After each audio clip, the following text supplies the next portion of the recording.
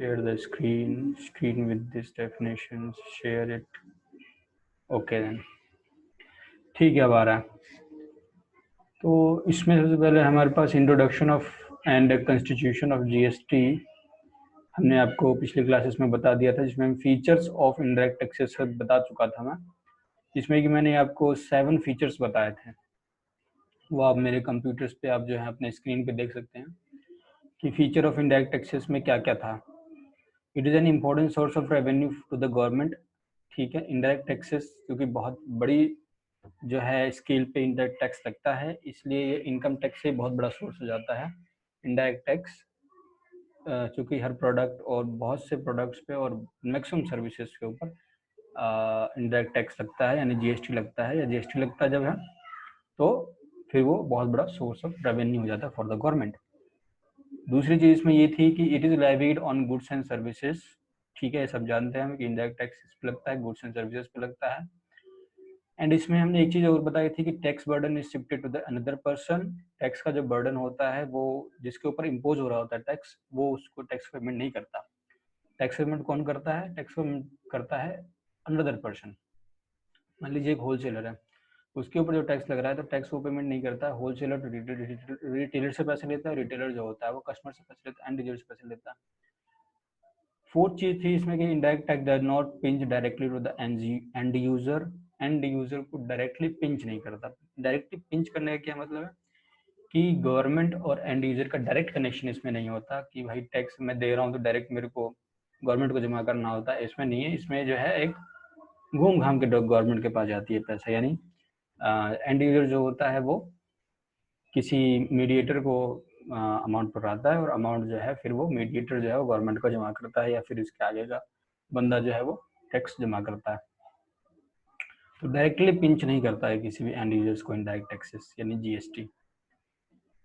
Changes in rates of the indirect tax directly affects the inflation. अगर किसी product या services में के टैक्स रेट में कोई चेंजेस आती है तो आप जानते हैं कि उस प्रोडक्ट की वैल्यू में इंक्रीज होता है, डिक्रीज हो जाता है। तो इससे इन्फ्लेशन जो होता है वो डायरेक्टली महंगाई जो होता है वो महंगाई को टोटली कंट्रोल करता है, यानी इफेक्ट करता है, कंट्रोल नहीं इफेक्ट करता है इनडायरेक्ट टैक्सेस के रेट अगर वो चेंजेस होते हैं। दूसरा चीज़ हमने इसमें छठा चीज़ हमने ये 6th पॉइंट हमने बताया था कि ये रिग्रेसिव इन नेचर होता है, यानी इसमें चूंकि इनडायरेक्ट टैक्स प्रोडक्ट के ऊपर प्रोडक्ट पे जो टैक्स होता है वो एक ही होता है, और वही प्रोडक्ट एक अमीर आदमी भी खरीदता है, वही प्रोडक्ट एक गरीब आदमी भी खरीदता है। तो जब हम प्रपोर्शन निकालते हैं उसकी इनकम और उस प्रोडक्ट के टैक्स रेट से, तो चूंकि अमीर के ऊपर वो बोझ कम पड़ता है, गरीबों के ऊपर वो बोझ ज़्यादा पड़ जाता है टैक्स का, तो इसलिए इसको रिग्रेसिव इन द नेचर कहते हैं। और जो इनकम टैक्स होता है उसको प्रोग्रेसिव इन नेचर कहते हैं। इसके बाद हमने 7th पॉइंट आपको बताया था कि it promotes social welfare by imposing higher tax rates on demerit items. Tobacco हो गया, अल्कोहल्स हो गया, तो इसके ऊपर क्या होता है कि हाई रेट्स लगा करके ये एक तरह से सोशल वेलफेयर भी कर रहा होता है। इनडायरेक्टली अगर हम देखना चाहें तो सोशल वेलफेयर भी कर रहा है, और साथ ही साथ गवर्नमेंट की अपनी इनकम भी बढ़ जाती है। तो इनडायरेक्टली देखने का मतलब है कि सोशल वेलफेयर भी हो सकता है। तो ये 7th पॉइंट भी हम इसमें रख सकते हैं। तो मैंने ये features of the indirect tax आपको प्रीवियस क्लास में बताया था। अब हम इससे आगे बढ़ते हैं। अब हम आज बात करेंगे pre and post GST.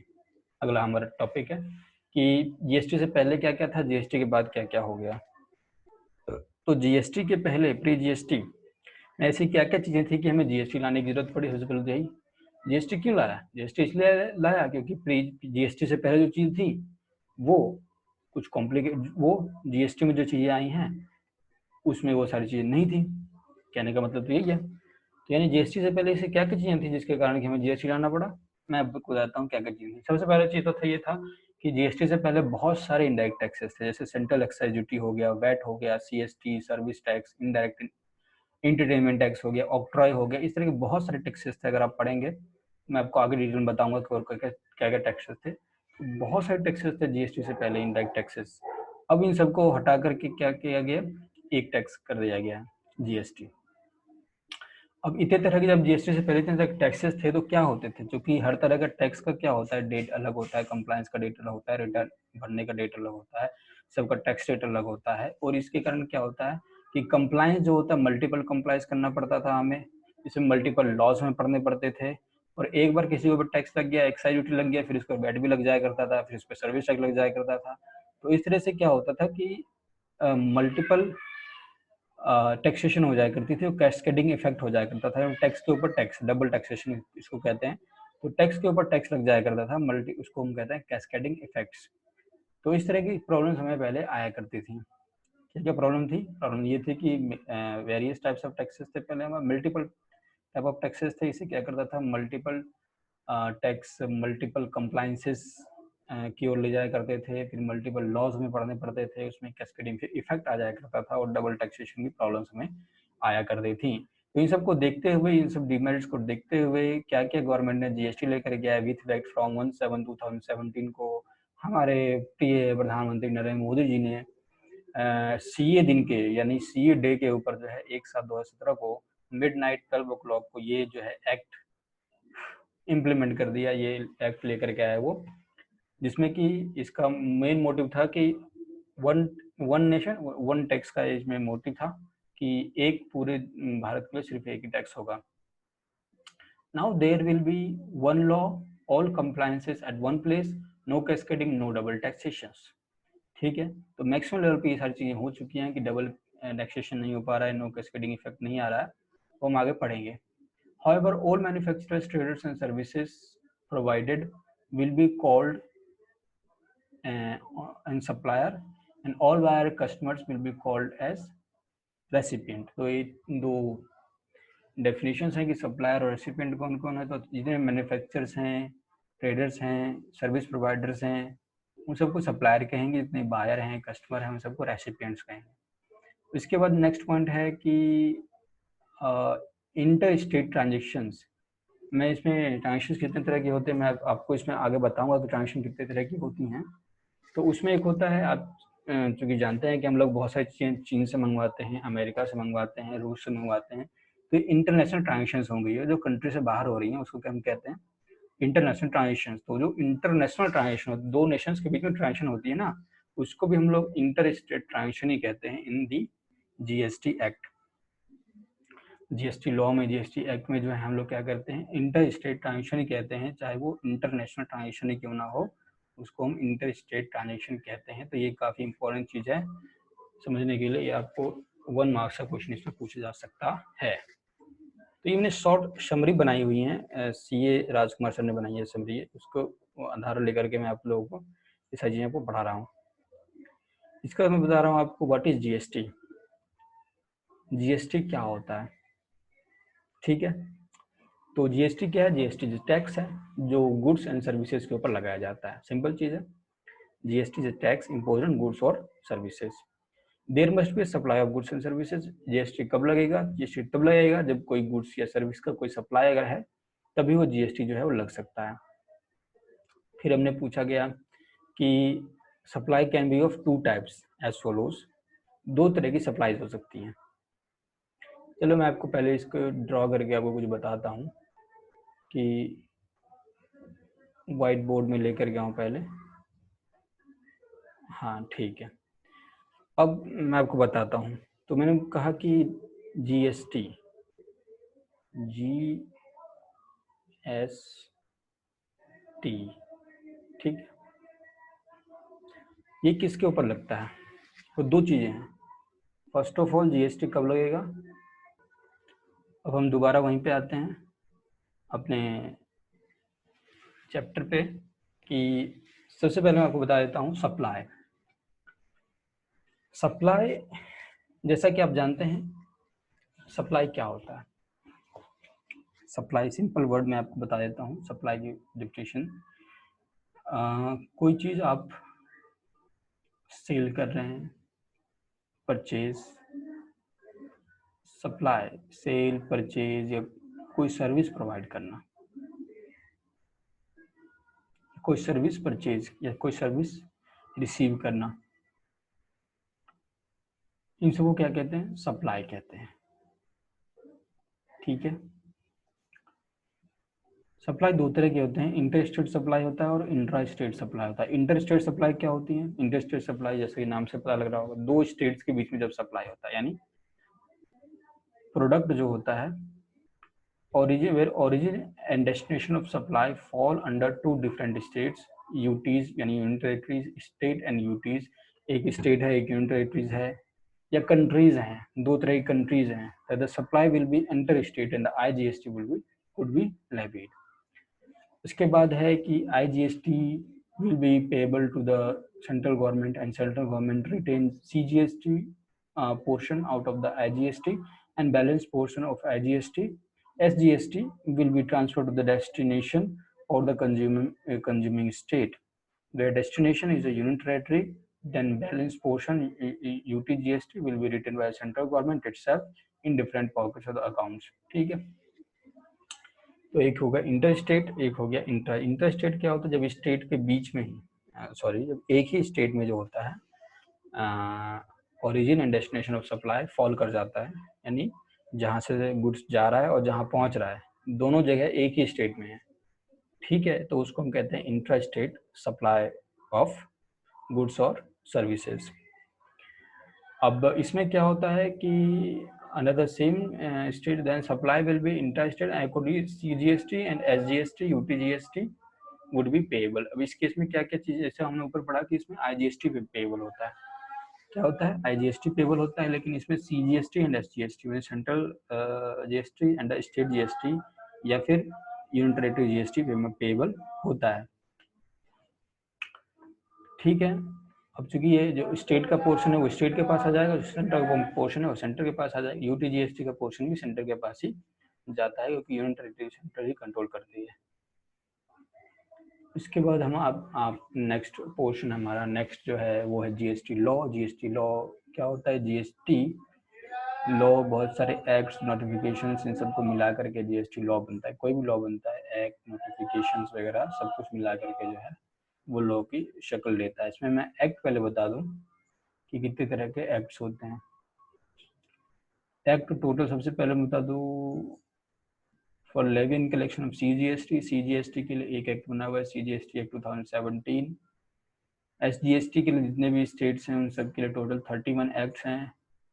For levy and collection of UTGST UTGST जितने भी यूनियन टेरिटरीज हैं उन सब के लिए एक union territory act GST act बना हुआ 2017। उसके बाद for levy and collection of IGST 2017 उसके लिए भी एक एक्ट बना हुआ IGST के लिए, और एक एक्ट बना हुआ है for levy and collection of GST compensation cess. GST compensation act के नाम से एक 2017 इसके लिए भी एक एक्ट बना हुआ है। यानी टोटल हमारे पास होगा GST का एक एक्ट, SGST का 31 एक्ट, UTGST का एक एक्ट, IGST का एक एक्ट, और एक एक्ट हो गया हमारे पास GST compensation cess act. Total हो गया 32, 33, 34 और एक 35, 35 एक्ट हमारे पास हो गया GST लॉ में।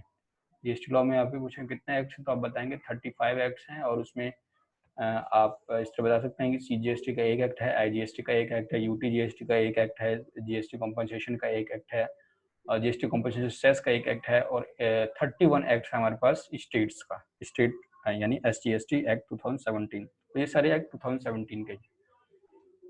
इसके बाद हम आते हैं नेक्स्ट कॉन्सेप्ट हमारे पास है क्रेडिट कॉन्सेप्ट अंडर GST। तो जो क्रेडिट ट्रांसफर होता है या किसी चीज़ क्रेडिट लिया जाता है, तो ये मैं आपको बाद में पढ़ाऊंगा, ये समझ में नहीं आएगा आपको। आगे बढ़ते हैं, ये हम आपको बाद में पढ़ाएंगे।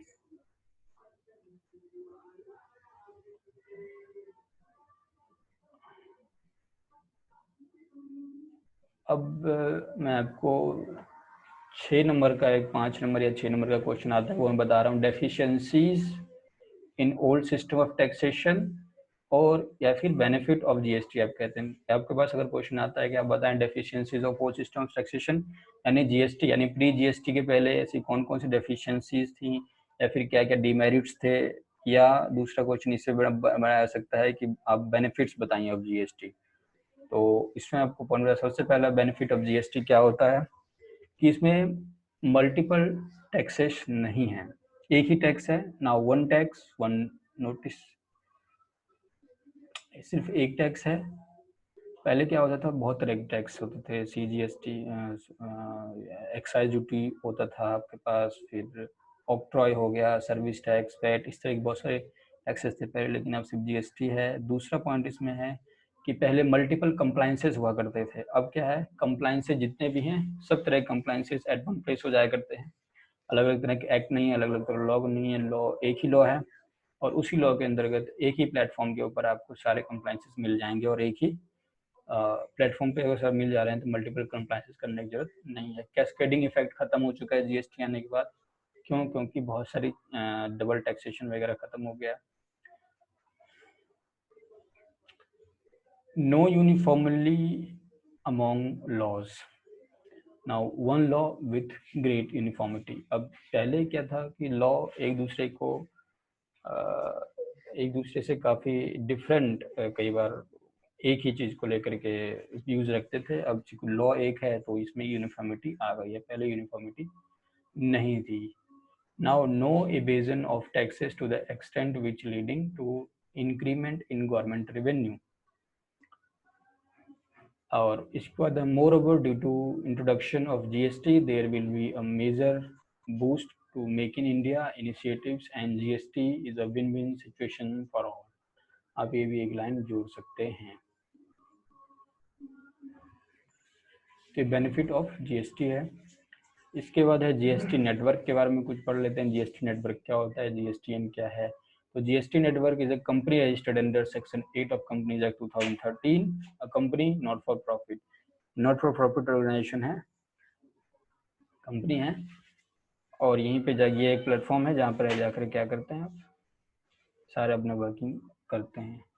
But the government provide funding to GSTN, यानी बोथ गवर्नमेंट को, state government and central government, दोनों ही गवर्नमेंट जो होता है वो जीएसटीएन को फंड करता है। And GSTN provides GST portal service to government and taxpayers, जिस पे आप टैक्स पेमेंट करते हैं, जिस पे जाके आप सारे कंप्लायंसेस करते हैं, वो पोर्टल जीएसटीएन प्रोवाइड करता है। Facilities offered by GSTN GST portal are as follows. कुछ फैसिलिटीज मैं बता देता हूँ। उसमें है रजिस्ट्रेशन ऑफ जीएसटी अगर आप करना है, फाइलिंग ऑफ रिटर्न्स होती हैं, distribution of IGST between CGST, SGST और the UTGST, matching of returns, analysis tax payers profile and provide various kinds of reports to the government.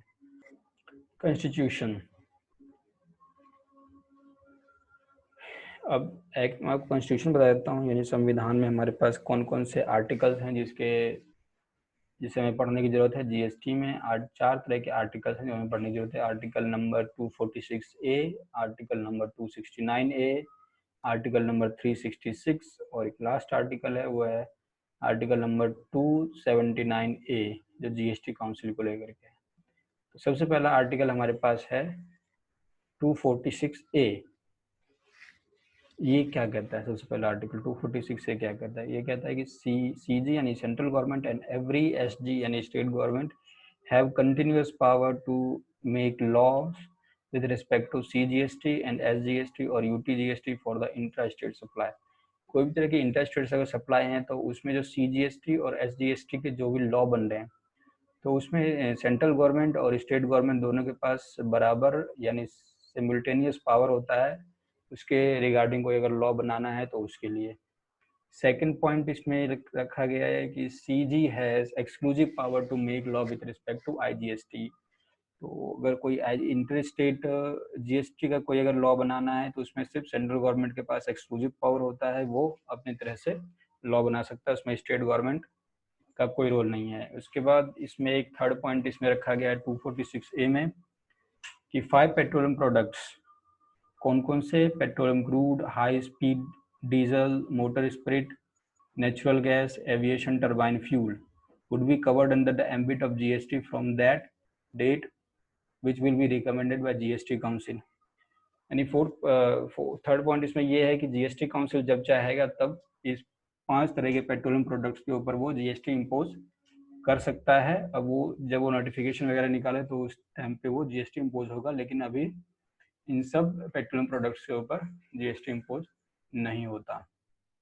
तो 246A में हमने 3 चीज़ें देखी कि central government and state government दोनों के पास सिमल्टेनियस पावर होता है for CGST, SGST and UTGST act बनाने के रिगार्डिंग लॉज बनाने के लिए। सेंट्रल गवर्नमेंट के पास एक्सक्लूसिव पावर होता है फॉर आईजीएसटी और 5 तरह के पेट्रोल प्रोडक्ट्स हैं जिसके ऊपर सीजीएसटी काउंसिल जब चाहेगा तब उसके ऊपर जीएसटी इम्पोज कर सकता है, फिलहाल उस पर जीएसटी नहीं लगता। इसके बाद है आर्टिकल नंबर 269A। 269A क्या कहता है कि as stated earlier CG has executive power to make law with respect to IGST on inter state supplies. Same चीज है कि आईजीएसटी का कोई भी अगर लॉ बनाना है तो सीजी के पास पावर है, सेम ऊपर जो हमारे 246A में लिखा गया है वही इसमें भी है। उसके बाद ये है कि IGST will be payable to CG, यानी सेंट्रल गवर्नमेंट को पेएबल होगा और सेंट्रल गवर्नमेंट क्या करेगी उसमें 50% अपने पास रख लेगी, 50% कंज्यूमिंग या फिर डेस्टिनेशन स्टेट गवर्नमेंट को दे देगी। और अगर यूनियन टेरेटरी में हुआ है तो यूनियन टेरेटरी में अगर और रखा है तो फिर उसमें वो अपने पास ही यूनियन टेरेटरी के केस में वो अपने पास ही रख लेगी, लेकिन डिफरेंट पॉकेट में या डिफरेंट अब जो भी अकाउंट्स में उसको रख सकती हैं। आर्टिकल नंबर 366 की कुछ डेफिनेशन देता है कि GST means taxes goods and services. ये एक्सक्लूड क्या क्या करता है, GST exclude the tax on alcoholic liquor human consumption. ठीक है। दूसरी चीज गुड्स की डेफिनेशन है any kind of movable property will be called as goods. Services क्या होता है, सर्विस होता है कि anything other than goods will be treated as services and all international transaction will also be called the interstate transaction, ये मैंने पहले बता रखा है आपको। उसके बाद आर्टिकल नंबर 279A ये जीएसटी काउंसिल को लेकर के है कि इसमें सबसे पहला पॉइंट ये है कि where industry demands any change the law it approaches the GST council for the same. अगर कोई इसी तरह की इंडस्ट्री, कोई भी इंडस्ट्री है, कपड़ा इंडस्ट्री है, फूड इंडस्ट्री है, कोई भी तरह की इंडस्ट्री है, शू इंडस्ट्री है या चमड़ा इंडस्ट्री है, कोई भी तरह इंडस्ट्री अगर जीएसटी में किसी तरह की लॉ में कोई चेंजेस अगर चाहती हैं तो उसको किसको अप्रोच करना पड़ेगा, तो गवर्नमेंट को अप्रोच नहीं करना है, उसको जाकर के सीधा जीएसटी काउंसिल के पास जाकर के उसको अप्रोच करना है। दूसरी चीज क्या करेगी कि सच matter is discussed in GST council, इस तरह के मैटर जीएसटी काउंसिल में फिर डिस्कस होंगे। After discussion if favourable voting percentage 75% the more weighted percent, ये परसेंटेज वेटेड निकलेंगे, देन द प्रपोजल और the recommendation is sent to the parliament. अगर फेवरेबल वोटिंग होती है जो कि वेटेड परसेंटेज को लेकर के है, 75% अगर फेवरेबल वोटिंग हो जाती है तो फिर ये पार्लियामेंट को सेंड करेगी। उसके बाद क्या होगा, every decision of the goods and services tax council shall be taken at a meeting by majority of at least 75% of weighted votes of the members present and voting, यानी जो members present होंगे उसके 75% votes होंगे, weighted votes लिए जाएंगे। To vote, the central government shall have a weighted of 1/3 of total vote cast, and the votes of all the state government taken together shall have a weightage of 2/3 of the total votes cast in that meeting. तो central government या state government दोनों के votes cast किए जाएंगे, तो central government का क्या होगा कि 1/3 पोर्शन काउंट किया जाएगा और 2/3 पोर्शन काउंट किया जाएगा स्टेट गवर्नमेंट का। तो अगर इस चीज में अगर 75% में अगर वो लोग फॉल कर जाते हैं तब तो क्या होगा, after that formal notification issue किया जाएगा और now the change will be effective for the industry and the government and 50% total number of the members of GST council shall constitute the quorum of its meeting।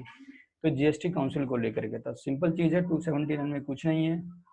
ये कहता है कि अगर किसी industry को कोई लॉ में कोई चेंजेस करनी है तो जीएसटी काउंसिल के पास जाए, जीएसटी काउंसिल मीटिंग रखेगी, उस मीटिंग में 75% फेवरेबल वोटिंग हो जाती है तो फिर पार्लियामेंट के पास जाए, पार्लियामेंट में भी सेंट्रल गवर्नमेंट 1/3 पोर्शन, उसमें भी 75% वोटिंग से पास होना चाहिए, वो उसमें 1/3 सेंट्रल गवर्नमेंट की वोटिंग काउंट की जाएगी, वेटेड परसेंटेज होता है 75%, उसमें 1/3 जो होता है वेटेड परसेंटेज वो सेंट्रल गवर्नमेंट का होगा, 2/3 जो होगा वो स्टेट गवर्नमेंट का वेटेड परसेंटेज होगा। तो अगर 75% से अगर वो पास हो जाता है देन ये जो है वो नोटिफिकेशन जारी की जाएगी और नोटिफिकेशन जारी करने के बाद वो फिर गवर्नमेंट के लिए एंड द इंडस्ट्री के लिए एप्लीकेबल हो जाएगा वो लॉ, या चेंजेस हो जाएंगे उसमें जो भी चेंजेस हों। और इसमें कोरम बनाने के लिए 50% ऑफ द जीएसटी काउंसिल जो मेंबर्स जो हैं वो कर सकते हैं, कोरम बना सकते हैं मीटिंग के लिए, कोई दिक्कत नहीं है उसमें। तो ये हमारे पास 4 एक्ट्स थे। कौन कौन से एक्ट थे आप इसे याद कर लें। सबसे पहला है आर्टिकल नंबर 246A, फिर है आर्टिकल नंबर 269A, फिर आर्टिकल नंबर 366 एंड फिर आर्टिकल नंबर 279A। ठीक है। तो ये 4 तरह के एक्ट्स जो हैं, जो आर्टिकल्स हैं, जो हमारे फिर कॉन्स्टिट्यूशन में डाले गए हैं, उसके बाद ये जीएसटी हमारे पास लागू हो चुका है। और हम आ गए अपने चैप्टर नंबर 2 के ऊपर, जिसमें हम कुछ डेफिनेशंस के ऊपर चर्चा करेंगे। आज की वीडियो थोड़ी लंबी हो सकती है, तो घबराएं ना। डेफिनेशन के ऊपर चर्चा करते हैं। सबसे पहले हम बात करेंगे एक्शनेबल क्लेम के ऊपर। एक्शनेबल क्लेम क्या होता है? एक्शनेबल क्लेम एक कंटीजेंट एसेट। कंटीजेंट एसेट क्या होता है? कंटीजेंट एसेट आपने 11th में पढ़ा होगा। कंटीजेंट एसेट ये होता है कि the asset which depends on the happening of the future, happening और non happening in the future. कोई चीज अगर होने वाला है या फिर नहीं होने वाला है, तो उस पर डिपेंड करता है। अगर कोई चीज, कोई एसेट आपका, कोई इनकम, तो उस तरह की इनकम्स को या फिर उस तरह के एसेट्स को हम कंटीजेंट एसेट कहते हैं। जैसे batting, gambling, lottery, pending litigations, insurance claim, इस तरह की चीजें जो होती हैं वो कंटीजेंट एसेट होते हैं। बैटिंग कोई कर रहे हैं आप, सट्टा लगा रहे हैं किसी, गैम्बलिंग कर रहे हैं, कोई लॉटरी आपने खेली हुई है, तो आपको पता तो है नहीं कि आगे फ्यूचर में क्या होने वाला है। आप बैटिंग जीत भी सकते हैं, नहीं भी जीत सकते हैं। गैम्बलिंग आप जीत भी सकते हैं, नहीं भी जीत सकते हैं। लॉटरी जीत भी सकते हैं, नहीं भी जीत सकते हैं। पेंडिंग लिटिगेशन, कोई केस चल रहा है आपका, कोई आपका जमीन का केस चल रहा है, कोई और केस चल रहा है, कोई बिल्डिंग का केस चल रहा है आपका, तो हो सकता है कि वो केस आप जीत जाएं तो आपके पास एसेट है, अगर नहीं जीतेंगे तो फिर वो गायब है। तो इसमें कंटीजेंट एसेट में क्या होता है कि वो प्रोबेबिलिटी बनी रहती है कि हैपनिंग्स और नॉन हैपनिंग्स, अगर कुछ होता है, नहीं होने पर कोई आपको इनकम अगर मिलती है, तो उस तरह के एसेट्स को, उस तरह की इनकम्स को हम लोग क्या कहते हैं? कंटीजेंट एसेट्स कहते हैं। इंश्योरेंस क्लेम हो गया, इंश्योरेंस अब आपकी मृत्यु होगी या नहीं होगी, आपका एक्सीडेंट होगा या नहीं होगा, इन सब चीज़ों के ऊपर डिपेंड करता है कि इंश्योरेंस क्लेम आपको मिलेगा अथवा नहीं मिलेगा। ठीक है, तो ये एग्जांपल्स हैं। इनमें भी लॉटरी, बैटिंग एंड गैम्बलिंग, इन सबको ही सिर्फ किसमें? जीएसटी में रखा गया है। However, under GST regime, actionable claim relating to lottery, betting, gambling alone will be regarded as supply of goods. सिर्फ लॉटरी, बैटिंग एंड गैम्बलिंग को ही सप्लाई ऑफ गुड्स माना गया है इन जीएसटी रेजिम में। एक्शनेबल क्लेम कौन कौन से actionable claim? Lottery, batting and gambling, यही 3 चीजें जो हैं, यही 3 चीजें सप्लाई ऑफ गुड्स कही गई हैं। बाकी कोई भी एक्शनेबल क्लेम को सप्लाई माना ही नहीं गया है, सप्लाई ऑफ गुड्स या सर्विसेज माना ही नहीं गया है, तो उसके ऊपर जीएसटी लगने का कोई चांस नहीं है। तो आपसे अगर पूछे कि एक्शनेबल क्लेम बताएं, कौन कौन सा एक्शनेबल क्लेम है जिसके ऊपर जीएसटी लग सकता है, तो आपको याद रखना सिर्फ 3, only 3 actionable claims are under the GST regime. कौन कौन से? First betting, second gambling and third is lottery. तो 3 चीजें हैं जिसके ऊपर जीएसटी लगेगा। अदरवाइज किसी भी एक्शनेबल क्लेम यानी पेंडिंग लिटिगेशन है, आपका कोई इंश्योरेंस क्लेम है, तो उन सब चीजों के ऊपर आपका जीएसटी नहीं लगने वाला है। ठीक है, ओके, क्लियर है? आगे बढ़ते हैं। अब एक्शनेबल क्लेम का डेफिनेशन हो गया। Actionable claim is contingent asset. Contingent asset की डेफिनेशन आप पढ़ सकते हैं कहीं भी जाकर के, आपके बुक्स में भी होगा, तो वो मैं अभी डिफाइन नहीं करने वाला हूँ। सिंपली मैंने बता दिया कि हैपनिंग्स और not happening the future income, उसको हम क्या कहते हैं? कंटीजेंट एसेट कहते हैं।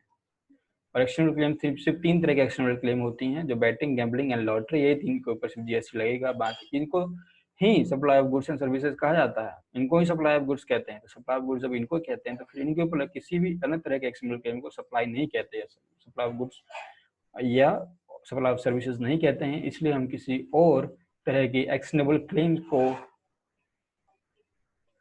जीएसटी रेजिम में नहीं डाल सकते, टैक्स जीएसटी नहीं लगा सकते। अब इसके बाद हम आते हैं एजेंट के ऊपर। एजेंट की डेफिनेशन, एजेंट कौन होता है? एजेंट, इंश्योरेंस एजेंट, जान देखा ही होगा एजेंट।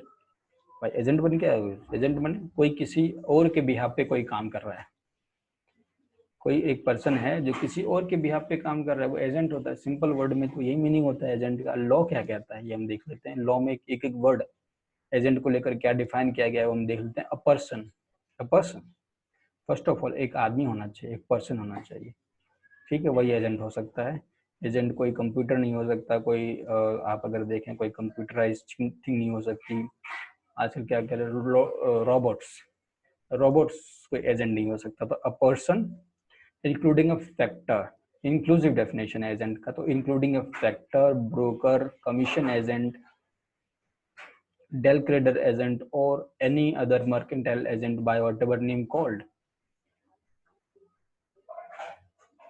अरहतिया भी एक तरह का एजेंट ही होता है. तो a person including factor, broker, commission agent, अरहतिया, del creditor agent or any other mercantile agent by whatever name called, जो भी आपको नाम लेना है, who carries on the business of supply or receipt of goods or services or both on behalf of another. किसी और के behalf पे वो किसी तरह की बिजनेस कर रहा है. बिजनेस किस तरह कर रहा है? सप्लाई ऑफ गुड्स कर रहा है, वो सप्लाई ऑफ गुड्स कर रहा है, सर्विसेज, सप्लाई ऑफ गुड्स या रिसीट ऑफ गुड्स कर रहा है.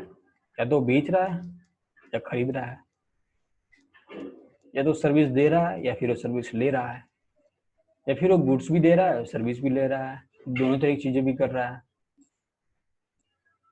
ठीक है, या फिर गुड्स भी परचेज कर रहा है, सर्विस भी परचेज कर रहा है, दोनों चीजें कर रहा है. लेकिन वो अपने लिए नहीं कर रहा. किसके लिए कर रहा है? ऑन बिहाफ ऑफ अनदर, किसी और के बिहाफ पे वो इस तरह काम कर रहा है, वो इस तरह बिजनेस कर रहा है. एक एक वर्ड आप इसमें पढ़ लीजिए कि हु के a person including a factor, broker, commission agent, arhatiya, del credere agent और any other mercantile agent by whatever name called, who carries on business of supply और रिसीट ऑफ गुड्स और सर्विसेज और both on behalf of another, उसको हम क्या कहेंगे? Agent. Clear है? दूसरा डेफिनेशन हमारे पास है प्रिंसिपल को लेकर के. प्रिंसिपल कौन होता है? जिस एजेंट जिसके बिहाफ पे काम कर रहा है वो प्रिंसिपल है. सिंपल. एक आदमी है राम, राम जो है वो श्याम का एजेंट है, तो श्याम अपने आप प्रिंसिपल हो गया. ठीक है, क्योंकि राम श्याम के बिहाफ पे काम कर रहा है. तो यहाँ पे राम जो है वो एजेंट है और श्याम प्रिंसिपल है. सिंपल है. तो principal means a person on whose behalf an agent carries on the business of supply of goods and services और बोथ. एजेंट जिसके बिहाफ पे काम कर रहा है वो प्रिंसिपल है. नेक्स्ट, एग्रीगेट टर्नओवर की क्या डेफिनेशन दी गई है? एग्रीगेट टर्नओवर क्या होता है? The aggregate value of all outward taxable supplies. Aggregate turnover क्या क्या होता है? सबसे पहले पॉइंट से मैं बता देता हूँ क्या क्या चीजें इंक्लूड होती हैं. The aggregate value of all outward taxable supply. सबसे पहले जितने भी आउटवर्ड टैक्सेबल सप्लाईज हैं उन सब की एग्रीगेट वैल्यू, यानी जो भी आपने सेल किया हुआ है या जो भी सेल या फिर जो भी अपनी सर्विस दी हुई है, सर्विस प्रोवाइड की है या फिर सेल आपने दिया हुआ है, जो टैक्सेबल था, जो सर्विस या फिर सेल टैक्स गुड्स के ऊपर टैक्स था लगा हुआ. तो कुछ गुड्स में टैक्स नहीं भी लगते हैं ना, तो इसलिए मैं कह रहा हूँ फर्स्ट है outward taxable supplies aggregate value. दूसरा इसमें एक्सक्लूडिंग है, excluding the value of inward supplies on which tax is payable by a person on RCM or the NCM basis. इसके ऊपर चर्चा हम बाद में करेंगे. तो RCM बेसिस पे और NCM बेसिस पे जो इनवर्ड सप्लाई है उसको इसमें हटा दिया गया है. दूसरी चीज है, पहला हमने बताया कि आउटवर्ड टैक्सेबल सप्लाईज है. फिर एग्जेम्प्ट सप्लाईज, कुछ सप्लाईज होती हैं जो एग्जेम्प्ट होती हैं, टैक्स के एग्जेम्प्ट कर दिया गया है, एक नोटिफिकेशन निकाल के उसको एग्जेम्प्ट कर दिया गया है. उसको बाद export of goods and services या फिर both interstate supply of persons having the same permanent account number to be computed on all India basis but excludes central tax, state tax, union territory tax, integrated tax and the cess. तो क्या क्या चीजें include होती हैं मैं बता देता हूँ. Outward taxable supplies, exempt supplies, export of goods and services, inter state supply of person having the same permanent account. इसके बाद सेम पैन है, इंटर स्टेट अगर आप सप्लाई कुछ कर रहे हैं, to be computed on all India basis, all India basis पे कंप्यूट होना पड़ेगा. और उसके बाद है but exclude central tax, state tax, union territory tax, integrated tax and cess. इन सब चीजों को सेस, इन तरह की चीजों के टैक्स एक्सक्लूड कर देंगे. एक्सक्लूड करके जो भी बस वैल्यू आएगी उसको हम कहेंगे एग्रीगेट टर्नओवर.